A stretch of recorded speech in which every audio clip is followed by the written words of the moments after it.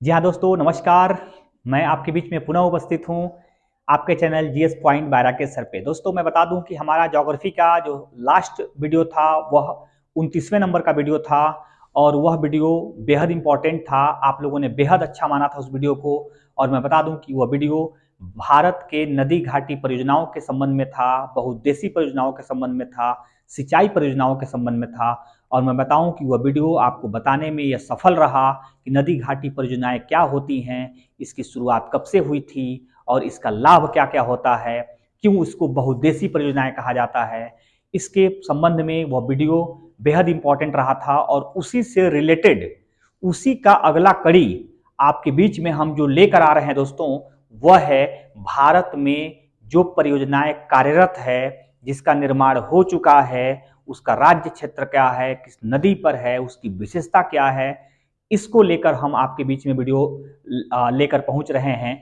मैं बता दूं कि दोस्तों काफी इंपॉर्टेंट प्रश्न इस तरह के सेक्शन से उठाए जाते हैं और ज्योग्राफी के इस नदी घाटी परियोजनाओं पर प्रश्न आपके हमेशा से पूछे जाते रहे हैं।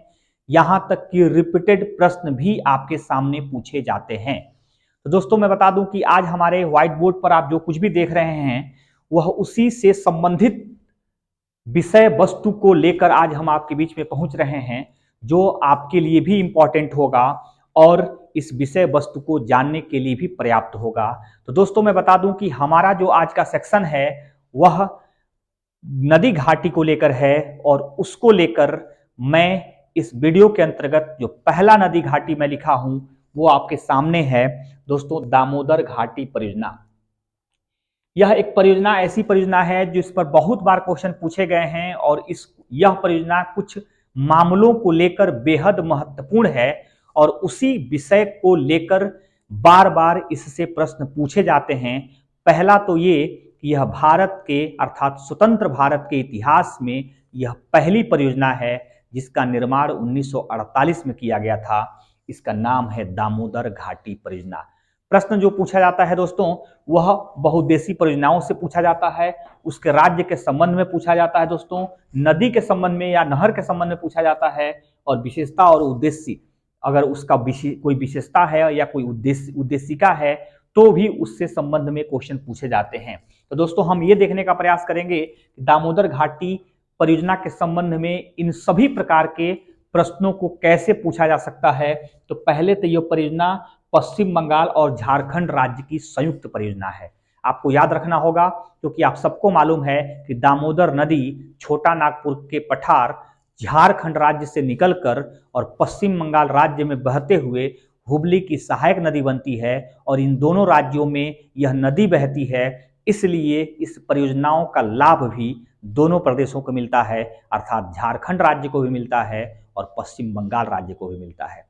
दोस्तों यह परियोजना किस नदी पर है, तो दामोदर नदी पर यह परियोजना है। ये भी ज्यादा इंपॉर्टेंट है, आप देख सकते हैं। और इसके संबंध में जो प्रश्न पूछे जाते हैं दोस्तों, पहले तो मैं आपको बता दूं, यह क्योंकि बताया भी हूं, यह स्वतंत्र भारत के इतिहास की पहली परियोजना है। और ये सबसे बड़ी प्रश्न जो पूछे जाते हैं, यह अमेरिका की किस परियोजना की नकल मानी जाती है या अमेरिका की किस परियोजना की मॉडल मानी जाती है। तो आपको पिछले वीडियो में बताया गया था कि अमेरिका में एक परियोजना है जिस परियोजना का नाम है टेनेसी घाटी परियोजना। दोस्तों आपको याद होगा कि पिछले वीडियो में हमने टेनेसी घाटी परियोजना के संबंध में बताया था और वह उसका निर्माण 1933 में हुआ था और उसी घाटी परियोजना के मॉडल पर भारत में पहली परियोजना बनाई गई थी दोस्तों, तो वह दामोदर घाटी परियोजना के नाम से बनाई गई थी। इसमें दोस्तों इस परियोजना के संबंध में तेलैया, कोनार, पंचेत नामक छोटे बड़े बांध का भी निर्माण किया गया है। यह भी एक प्रश्न है, जैसे कि हमने पीसीएस का एक एग्जाम देते हुए पेपर में देखा था कि उसमें पूछा था तेलैया परियोजना किस राज्य से जुड़ा हुआ परियोजना है। हालांकि तेलैया परियोजना झारखंड राज्य से जुड़ा हुआ है, लेकिन दामोदर घाटी परियोजना झारखंड और पश्चिम बंगाल दोनों राज्यों की संयुक्त परियोजना है। दोस्तों ये इस बार का इंपॉर्टेंट जो दामोदर घाटी परियोजना था उसको आप बेहतर ढंग से देख लेंगे क्योंकि यह रिपीटेड प्रश्न बनता रहा है और इसी प्रश्न के ऊपर लगातार जो है कि संभावनाएं भी बनी रहती है कि किसी भी परीक्षा में इस प्रश्न को पूछा जा सकता है। नेक्स्ट अगर हम बात करें तो देखें दोस्तों, भाखड़ा नांगल परियोजना। दोस्तों यह भाखड़ा नांगल परियोजना भी काफी चर्चा का विषय रहा है और हमेशा से प्रश्न बनने की संभावना इस पर भी बताई जाती है। तो दोस्तों इसके संबंध में राज्य अगर हम बात करें तो यह पंजाब और हिमाचल प्रदेश राज्य की संयुक्त परियोजना है। आप ध्यान से देख लीजिए क्योंकि इसके साथ कुछ अलग विशेषता है, क्योंकि इसमें तो 2 राज्य से संबंधित संयुक्त परियोजना थी। अगर मैं बात करूं कि भाखड़ा नांगल परियोजना से लाभ प्राप्त करने वाले कौन से राज्य हैं, तो आप काउंट कर लीजिए, जिसमें आपके पंजाब और हिमाचल प्रदेश राज्य तो हैं ही हैं, इससे लाभ प्राप्त करने वाले राज्यों में आपके राजस्थान राज्य है, हरियाणा राज्य है और केंद्र शासित प्रदेश दिल्ली राज्य है। यह भी राज्य इस परियोजना से लाभ प्राप्त करते हैं। हालांकि आपको ध्यान रखना होगा, न ऊपर जम्मू कश्मीर राज्य इससे लाभ प्राप्त करता है, न नीचे चंडीगढ़ राज्य लाभ प्राप्त करता है। यह दोनों ऐसे केंद्र शासित प्रदेश हो गए हैं इस समय जो इस परियोजना से लाभ नहीं प्राप्त करते हैं। हालांकि 5 राज्य इस परियोजना से लाभ प्राप्त करते हैं। और दोस्तों ये पंजाब राज्य की बहुत बड़ी परियोजना है और पंजाब भी 5 नदियों का राज्य कहा जाता है और भाखड़ा नांगल परियोजना भी 5 राज्यों से जुड़ा हुआ परियोजना है। दोस्तों इसके नदी के रूप में सतलज नदी, जैसा कि आप सबको मालूम होगा, सतलज सिंध नदी की सहायक नदी है और हिमाचल प्रदेश में प्रवेश करते हुए पंजाब होते हुए पाकिस्तान प्रवेश करती है। तो सतलज नदी पर ही परियोजना भाखड़ा नांगल बनाया गया है। और इसकी सबसे बड़ी विशेषता क्या है दोस्तों, यह विश्व की सबसे ऊंची गुरुत्वीय परियोजना, गुरुत्वीय बांध है। दोस्तों गुरुत्वीय बांध के तौर पर विश्व की सबसे ऊंची है, जिसकी ऊंचाई मैंने नीचे दर्शा रखा है, 226 मीटर इसकी ऊंचाई है। और इससे बड़ी बात यह है कि इस परियोजना के पीछे मानव निर्मित गोविंद सागर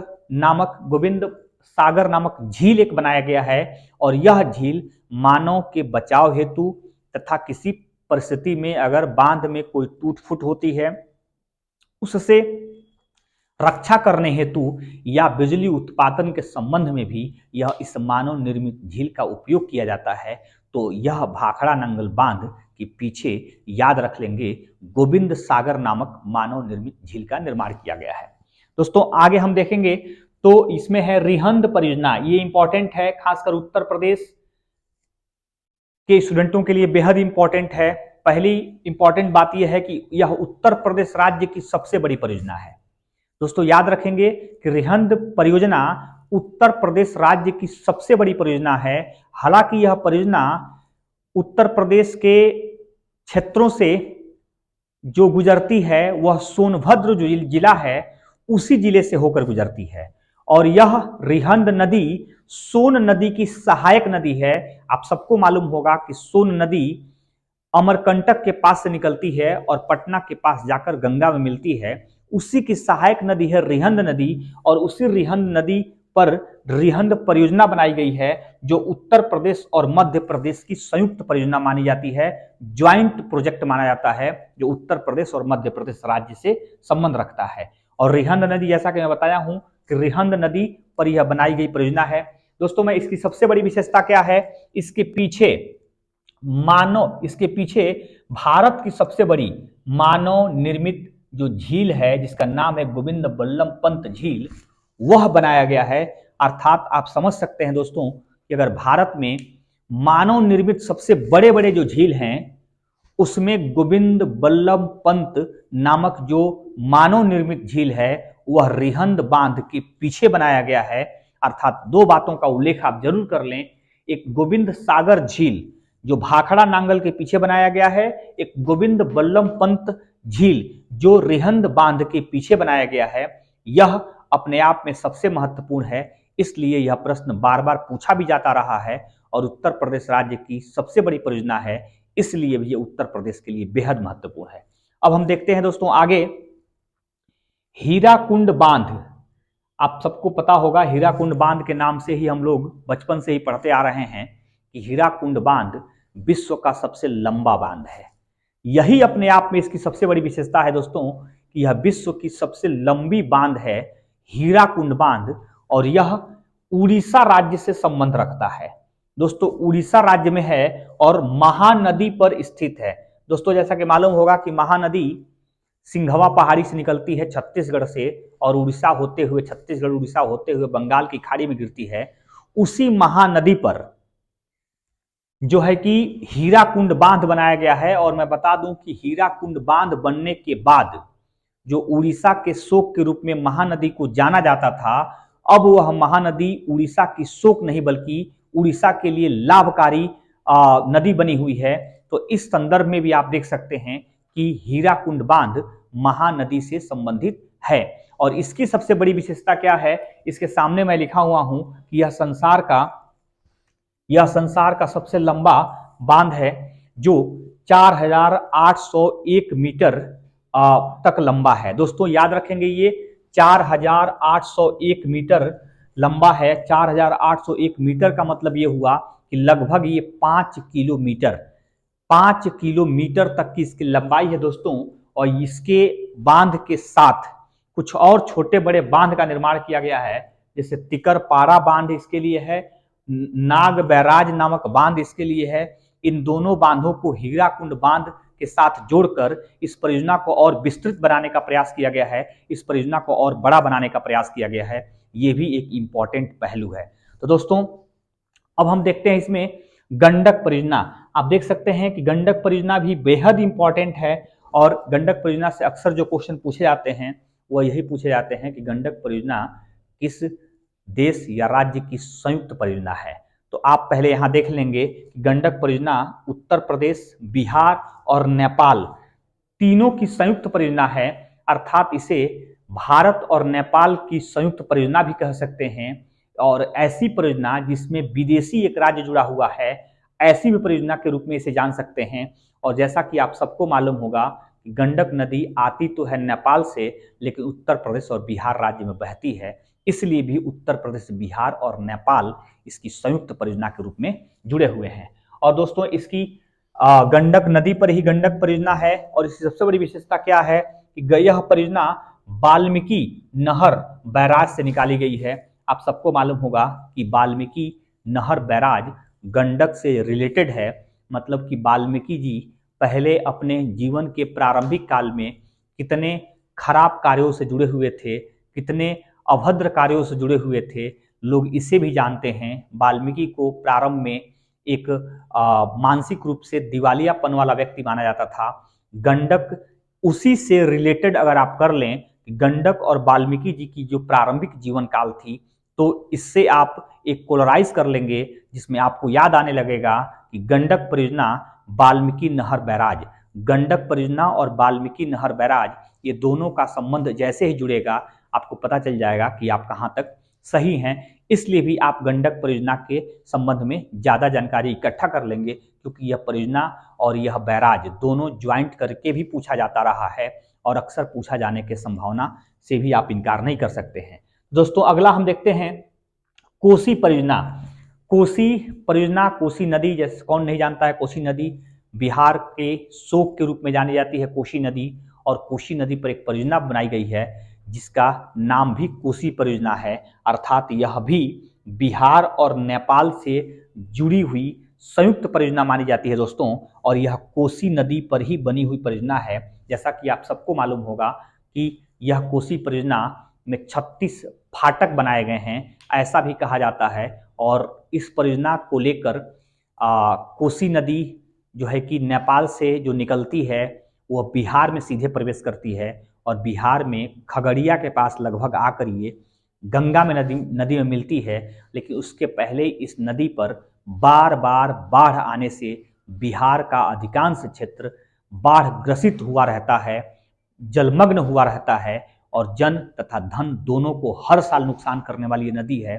तो कोसी नदी अपने वेग की वजह से ज़्यादा प्रचलित है, अपने बार बार और हर साल अपने धाराओं को बदलने के लिए ज़्यादा प्रचलित है, इसलिए भी ज़्यादा नुकसान पहुंचाने का काम करती है। कोसी नदी को बिहार का शोक भी कहा जाता है। दोस्तों मैं बता दूं कि यह परियोजना हनुमान नहर परियोजना, हनुमान नहर बैराज से निकाली गई है। आप इसमें देख सकते हैं जहां गंडक में वाल्मीकि नहर बैराज था, वहीं कोसी में हनुमान नहर बैराज है। और आप सबको मालूम होगा कि हनुमान का संबंध अयोध्या से जुड़ा हुआ है। ऐसा माना जाता है कि भगवान रामचंद्र जब अयोध्या से जो है कि जा रहे थे, हमेशा के लिए पृथ्वी लोक से जा रहे थे, तो अयोध्या के राजा के तौर पर हनुमान को वहां आसीन कर गए, सत्तासीन कर गए। और इसीलिए अयोध्या तथा भगवान हनुमान का संबंध अभी तक लगातार बना हुआ है। और आपको पता यह भी होगा कि अयोध्या में एक 84 कोसी यात्रा होती है, जब लोग अपनी इस यात्रा को पूरा करके एक धाम के बराबर की संतुष्टि प्राप्त करते हैं। और धार्मिक रिवाज के अनुसार यह 84 कोसी यात्रा एक पवित्र यात्रा मानी जाती है, सनातनियों के लिए, हिंदू धर्म के मानने वाले लोगों के लिए है। तो दोस्तों, वही हनुमान बैराज और कोसी परियोजना, ये दोनों का संबंध भी आप जोड़ सकते हैं, जिसमें कोसी परियोजना हनुमान नहर बैराज से निकाली गई है, अर्थात वही कोसी जो है कि यात्रा जो है 84 कोसी यात्रा, अर्थात उससे कोसी शब्द याद आ जाएगा। और हनुमान अयोध्या के संबंध में है तो हनुमान नहर बैराज भी याद आ जाएगा। हम इस प्रकार से याद करके इसे कभी न भूलने वाली एक सेंस आपको देने का काम कर रहे हैं। इसलिए भी आपको याद रखना होगा कि कोसी परियोजना जो है कि हनुमान नहर बैराज से संबंधित है। नेक्स्ट अगर हम देखें तो एक चंबल परियोजना आप देख पा रहे हैं। दोस्तों, चंबल नदी भी मध्य प्रदेश के मालवा के पठार से निकलती है और मध्य प्रदेश, राजस्थान तथा उत्तर प्रदेश में बहती हुई आपके उत्तर प्रदेश में यमुना के में आकर मिलती है। इटावा जिले में यमुना से आकर जुड़ जाती है यह चंबल नदी। उसी चंबल नदी पर परियोजना बनाई गई है और वह परियोजना मध्य प्रदेश तथा राजस्थान राज्य की संयुक्त परियोजना है। याद रखेंगे आपको कि चंबल नदी भी बार बार कटाव को लेकर फेमस नदी है। चंबल नदी अपने टूट फूट के कारण एक बिहड़ा क्षेत्र विकसित की हुई है, जिसको चंबल घाटी कहते हैं। और जैसा कि आप सबको मालूम होगा दोस्तों कि चंबल घाटी भारत में डाकुओं को लेकर बेहद प्रसिद्ध घाटी थी। और यह भी शायद इतिहास आपको मालूम होगा कि फूलन देवी नामक जो भारत में एक डाकू भी रही हैं और एक सांसद भी रही हैं, उनका भी क्षेत्र चंबल घाटी क्षेत्र रहा है। यह भी आपको जानकारी रखनी होगी। और उसी चंबल घाटी क्षेत्र का निर्माण चंबल नदी से ही हुआ है, इसलिए भी वह परियोजना ज्यादा प्रसिद्ध है और मध्य प्रदेश राजस्थान राज्य की परियोजना है, चंबल नदी पर बनाई गई है। दोस्तों, मैं बता दूं कि यह चंबल परियोजना के संबंध में जो ज्यादा महत्वपूर्ण विषय क्या है, इस पर 4 छोटे कृत्रिम झील और 4 छोटे बांध बनाए गए हैं। सबसे बड़ी विशेषता क्या है इसकी कि इसके लिए मध्य प्रदेश में महात्मा गांधी सागर बांध बनाया गया है। याद रखेंगे, महात्मा गांधी बांध भी है और महात्मा गांधी सागर भी है, जो मध्य प्रदेश में है और चंबल परियोजना के अंतर्गत ही है। बाकी 3 जो है वह राजस्थान में है, जिसमें महाराणा प्रताप, जवाहर सागर और कोटा बैराज, ये तीनों राजस्थान राज्य से जुड़े हुए बांध भी हैं और छोटे कृत्रिम झील भी हैं, जो चंबल परियोजना से रिलेटेड हैं। मैं आपको बता दूं दोस्तों, इसमें जो 4 मैंने बताया है उसमें 2 राज्य का संबंध है और 4 छोटे बांध है, जिसमें 2 राज्य में एक मध्य प्रदेश राज्य है, एक राजस्थान राज्य है। तो कहीं ना कहीं एक राज्य मध्य प्रदेश है, वहां महात्मा गांधी बांध है। मौ से मध्य प्रदेश और मौ से महात्मा गांधी, ये दोनों को एक साथ जोड़ देंगे तो बाकी 3 जो बांध हैं वह राजस्थान राज्य से हैं, जिसमें महाराणा प्रताप जो राजस्थान राज्य से जुड़े हुए थे, जवाहर सागर बांध यह भी राजस्थान से ही संबंधित क्षेत्रों में है, और कोटा खुद राजस्थान का एक जिला है, तो कोटा बैराज भी राजस्थान राज्य से रिलेटेड है। तो आप इसको याद रख सकते हैं और इजीबी में याद भी हो सकता है कि मौ से मध्य प्रदेश और मौ से महात्मा गांधी बांध को छोड़ दिया जाए तो तीनों बांध राजस्थान राज्य से रिलेटेड है। यही चंबल परियोजना की सबसे बड़ी विशेषता है। दोस्तों, अगर मैं बताऊं कि अंतिम परियोजना की तरफ हम आज के इस वीडियो में अंतिम परियोजना आपको पढ़ाने जा रहे हैं, वह बहुत इंपॉर्टेंट है, सर्वाधिक बार पूछा गया है और इस समय तो सबसे अधिक चर्चा का विषय भी बना हुआ है। उसका नाम है नर्मदा घाटी परियोजना। और पहले तो आप जान लें कि नर्मदा घाटी परियोजना किस राज्य से रिलेटेड है? मध्य प्रदेश, महाराष्ट्र और गुजरात। आप सबको भी यह भी मालूम है कि नर्मदा नदी मध्य प्रदेश के अमरकंटक के पास से निकलती है, सर्वाधिक इसका बहाव मध्य प्रदेश में भी है, मध्य प्रदेश में ही है, महाराष्ट्र के भी कुछ क्षेत्रों में बहती है और गुजरात में बहते हुए खंभात की खाड़ी में गिरती है। तो यह परियोजना नर्मदा घाटी परियोजना एक बहुत चर्चित और बहुचर्चित परियोजना है जिस पर लगातार क्वेश्चन बनते रहे हैं। और यह क्वेश्चन क्या है आप देख सकते हैं। पहले तो यह नर्मदा घाटी परियोजना नर्मदा नदी पर स्थित है, यह भी क्लियरिटी है, और मध्य प्रदेश, महाराष्ट्र तथा गुजरात राज्य से संबंधित है, यह भी क्लियर है, क्योंकि नर्मदा नदी इन्हीं तीनों राज्यों से होकर बहती है। लेकिन दोस्तों अगर प्रश्न पूछा जाए कि नर्मदा नदी से कौन सा राज्य लाभ प्राप्त करता है, तो लाभ प्राप्त करने में मध्य प्रदेश तो है ही है, महाराष्ट्र भी है और गुजरात भी है। इन तीनों का तो फिक्सेशन है, बट एक राज्य लाभ प्राप्त करने में जुड़ जाता है, वह राज्य है राजस्थान। भले ही नर्मदा राजस्थान में नहीं बहती है, लेकिन राजस्थान राज्य इस नर्मदा घाटी परियोजना से लाभ प्राप्त करने वाला राज्य है। तो दोस्तों इसमें जो सबसे महत्वपूर्ण बात यह है कि इसके लिए सरदार सरोवर बांध का निर्माण किया गया है।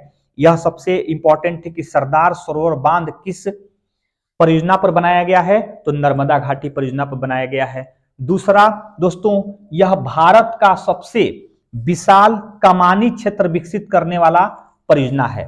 दोस्तों यह भारत का सबसे विशाल कमानी क्षेत्र विकसित करने वाला परियोजना है। और एक और इसी के साथ मैं जोड़ दे रहा हूं दोस्तों, घाटी में स्थित परियोजना में यह विश्व का सबसे बड़ा परियोजना है। याद रखेंगे कि किसी घाटी में बनाई हुई परियोजना को लेकर अगर प्रश्न पूछे तो नर्मदा घाटी परियोजना विश्व की सबसे बड़ी परियोजना है, जबकि कमानी क्षेत्र में विकसित करने वाली परियोजनाओं में यह भारत की सबसे बड़ी परियोजना है। जितना विशाल क्षेत्रों में सिंचाई कवर करता है, इतना विशाल क्षेत्रों में भारत की कोई परियोजना सिंचाई कवर क्षेत्र नहीं करती है। और इसके लिए दोस्तों 30 बड़े बांध बनाए गए हैं, 30 बांध इसके बड़े बनाए गए हैं, जिसमें 10 बांध नर्मदा नदी बनाए गए हैं और 20 बांध इसकी सहायक नदियों बनाए गए हैं। जैसा कि आपको पता होगा, हिरण, तवा, शक्कर, दूध इत्यादि नाम से नर्मदा की मुख्य सहायक नदियां हैं। तो उन्हीं नदियों पर 20 बड़े बांध बनाए गए हैं, जबकि 10 छोटे बांध नर्मदा पे ही बनाए गए हैं। दोस्तों मैं बता दूं कि 135 बांध जो है वो मध्यम किस्म के बांध हैं, जबकि 3000 इसके लिए छोटे छोटे बांध बनाए गए हैं। यह भी इसकी बहुत बड़ी विशेषता है। और एक बात इससे भी जोड़ लीजिए कि अगर किसी परियोजना से बिजली उत्पादन किया जाता है तो 3000 मेगावाट से अधिक बिजली उत्पादन करने की क्षमता जो है वो नर्मदा घाटी परियोजना में ही है। यह भी इसकी सबसे बड़ी विशेषता है। और इसकी यह भी विशेषता है दोस्तों कि जब इसकी बांध की ऊंचाई बढ़ाई जा रही थी तो मेघा पाटेकर जी, जिसका उल्लेख मैं पिछले वीडियो में कर चुका हूं, मेघा पाटेकर जी एक सामाजिक नेत्री हैं। उन्होंने उस बांध की ऊंचाई बढ़ाने के विरोध में एक आंदोलन किया था, जिसका नाम दिया गया था नर्मदा बचाओ आंदोलन। और उसी आंदोलन के अंतर्गत रैली एंड बैली नामक एक जन आंदोलन छेड़ा गया था, जिसके वजह से सरकार को कुछ मामलों में पीछे हटना पड़ा। हालांकि उनकी डिमांड सिर्फ इस बात को लेकर थी कि बांध की ऊंचाई बढ़ने से हजारों गांव का विस्थापन हो रहा है तथा कई प्रकार के पर्यावरण का प्रदूषण हो रहा है।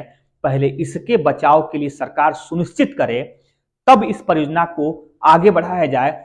और यह परियोजना इनकी बात को ध्यान रखते हुए सरकार ने कंटिन्यू किया और 2018 में कंप्लीटली इस परियोजना को उद्घाटित कर दिया गया। और तभी से यह परियोजना भारत में लगातार काम करने वाली परियोजना बन चुकी है। हालांकि 40-45 वर्ष पहले इस परियोजना की शुरुआत की गई थी, इसमें डिले बहुत हुआ, लेकिन परियोजना बना और भारत की विश्व की सबसे बड़ी और विकसित परियोजनाओं में शामिल हो गया। आप सबको मालूम होगा कि इस परियोजना की सुंदरीकरण जब आप गुजरात में पहुंचेंगे, केवड़िया में पहुंचेंगे, तो नर्मदा नदी जब केवड़िया से गुजर रही होती है तो उसी नदी में एक द्वीप है जिसका नाम है साधु वेट द्वीप। दोस्तों साधु वेट द्वीप पर सरदार वल्लभ भाई पटेल की दुनिया की सबसे ऊंची मूर्ति, जो 182 मीटर ऊंची मूर्ति है, उसे भी बनाया गया है। इस परियोजना के रौनक को बढ़ाने के लिए, इस परियोजना के पर्यटन को बढ़ाने के लिए वह भी एक तरह से सोने पर सुहागा होता है, इसलिए भी उसको भी आपको ध्यान में रखना होगा। दोस्तों, आज के परियोजनाओं के संबंध में यही बड़ी-बड़ी बातें थी। आगे की वीडियो में निश्चित तौर पर इसी तरह के विस्तृत व्याख्या के साथ आपके सामने रखने का प्रयास करूंगा। यदि आप हमारे नए व्यूवर्स हैं तो हमारे चैनल को सब्सक्राइब कर ले दोस्तों। आपको पूरा वीडियो देखने के लिए बहुत बहुत धन्यवाद। Thank you.